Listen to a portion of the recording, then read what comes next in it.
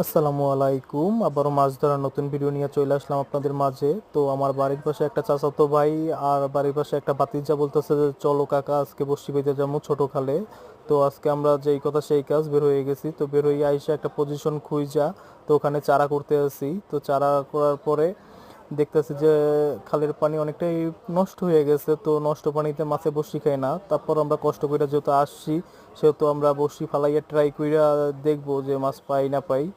তো চারা ফালানো শেষ, এখন আমরা রুটিটাকে ছোট ছোট কইরা টুকরা টুকরা করতে আছি। টুকরা টুকরা করার পরে ওটার ভিতরে ডাইয়া টোক দিয়ে ভালো করে মিক্সার করে নিতে হবে। তো আমরা সবটাই মিলে এগুলো রুটিটাকে ছোট ছোট করে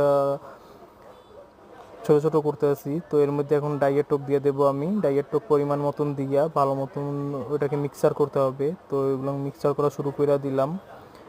তারপরে একটা বিষয় দেখলাম যে ছোট খালের পানি অনেকটাই পচা। তো পচা পানিতে মাছে বসি খায় না। তারপর আমরা ট্রাই করতে আছি। তো অবশেষে রুটি মাখা শেষ। তো বড়শিতে গাইতে বড়শি ফালাইলাম। তো বড়শি ফালাইয়া এখন মাছ ধরার অপেক্ষায় থাকবো। তো আপনারা ভিডিওটা শেষ পর্যন্ত দেখেন।